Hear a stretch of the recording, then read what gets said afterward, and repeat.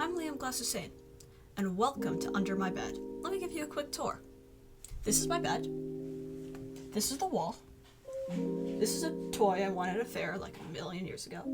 Here are some bopping beats. And most importantly, here are the books. Most notably of the books, here is Hamlet. Which brings me to the point of this.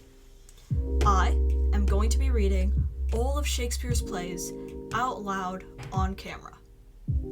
Not all at once, it would take way too long, about 70 hours. But I will do them scene by scene, act by act, play by play. Obviously, I'm starting with Hamlet.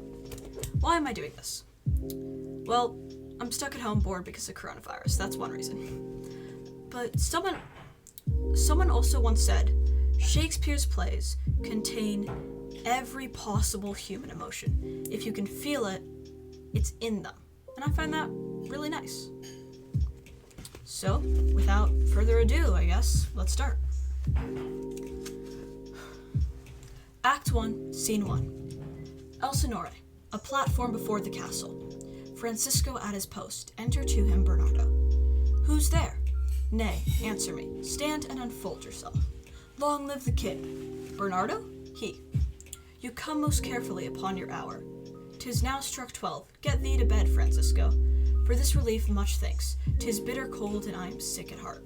Have you had quiet guard? Not a mouse stirring. Well, good night. If you do meet Horatio and Marcellus, the rivals of my watch, bid them make haste. I think I hear them. Stand, ho! Who is there? Enter Horatio and Marcellus. Friends to this ground and liegemen to the Dane, give you good night. Oh, farewell, honest soldier. Who hath relieved you? Bernardo has my place. Give you good night. He exits. Hello, Bernardo. Say what? Is Horatio there? A piece of him. Welcome, Horatio. Welcome, good Marcellus. What is this thing appeared again tonight? I have seen nothing. Horatio says 'tis but our fantasy, and will not let belief take hold of him, touching this dreaded sight twice seen of us. Therefore I have entreated him along with us to watch the minutes of this night, that if again this apparition come, he may approve our eyes and speak to it. Tush, tush, 'twill not appear.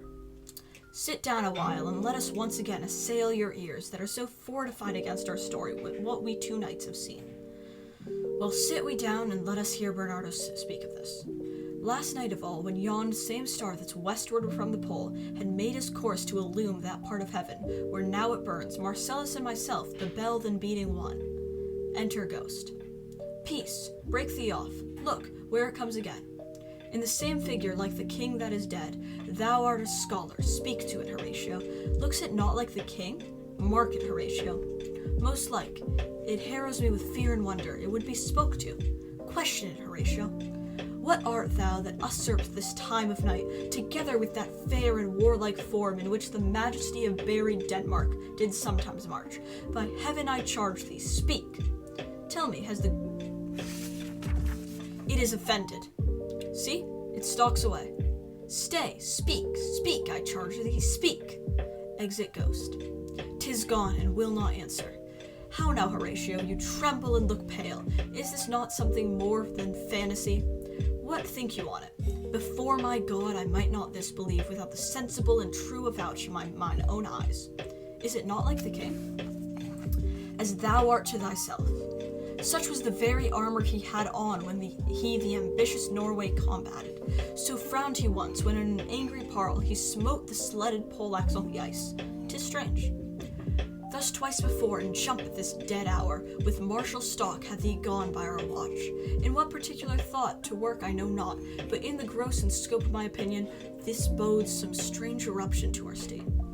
Good now, sit down and tell me, he that knows why this same strict and most observant watch so nightly toils the subjects of this land, and why such daily cast of brazen cannon and foreign mart for implements of war. Why such impress of shipwrights whose sore task does not divide the Sunday from the week? What might be toward that this sweaty haste doth make the night joint laborer with the day? Who is it that can inform me? That can I, At least, the whisperer goes so. Our last king, whose image even but now appeared to us, was, as you know, by Fortinbras of Norway, thereto pricked on by most emulate pride, dared to the combat in which our valiant Hamlet, for so this side of our known world esteemed him, did slay this Fortinbras, whose by a sealed compact, well ratified by law and heraldry, did forfeit his life, all those his lands which he stood seized of, to the conqueror, against the which a mighty component was gauged by our king, which had returned to the inheritance of Fortinbras, had he been vanquisher as by the same Comar, in carriage of the article designed his fell to Hamlet. Now, sir, young Fortinbras of unproved metal, hot and full, hath in the skirts of Norway here and there sharked up a list of lawless resolutes for food and diet to some enterprise that hath a stomach in it, which is no other, as it doth well appear unto our state, but to recover of us by strong hand and terms compulsive those foresaid lands so by his father lost. And this, I take it, is the main motive of our preparations. The source of this, our watch and the chief head of this post-haste and romage in the land. I think it be no other but e'en so. Well may it sort that this portentous figure come arms through our watch, so like the king that was and is the question of these worms. A mote it is to trouble the mind's eye. In the most high and palmy state of Rome, a little ere the mightiest Julius fell, the graves stood tenantless, and the sheeted dead did squeak and gibber in the Roman streets, as stars with trains of fire and dews of blood, disasters in the sun, and the moist star upon whose influence Neptune's empire stands, was sick, almost to doomsday with eclipse, and even the like precurse of fierce events, as harbingers preceding still the fates, and prologue to the omen coming on, have heaven and earth together demonstrated unto our climatures and countrymen. It's a little loud. Re-enter Ghost. But soft, behold, lo where it comes again, I'll cross it, though it blast me. Stay, illusion, if thou hast any sound or use of voice, speak to me. If there be any good thing to be done, that may to thee do ease and grace to me, speak to me. If thou art privy to thy country's fate, which happily foreknowing may avoid, oh, speak. Or if thou hast uphoarded in thy life extorted treasure in the womb of the earth, for which they say, you spirits oft walk in death. Speak of it, stay, and speak. Cock crows. Stop it, Marcellus. Shall I strike at it with my partisan? Do, if it will not stand. 'Tis here, 'tis here. Exit Ghost. 'Tis gone. We do it wrong, being so majestical, to offer the show of violence, for it is, as the air, invulnerable, and our vain blows, malicious mockery.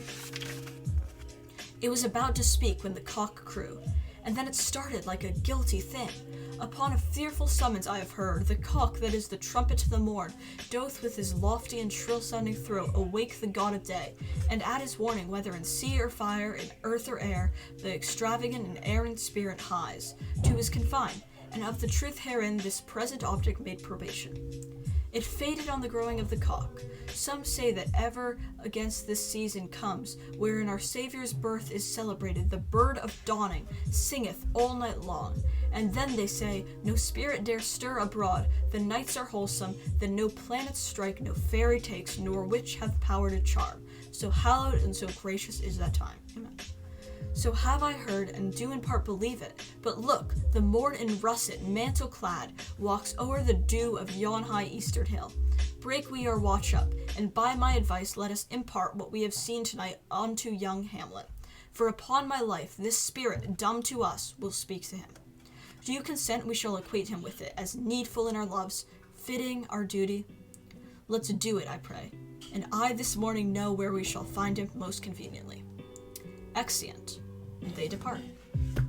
And that was Act 1, Scene 1 of Hamlet.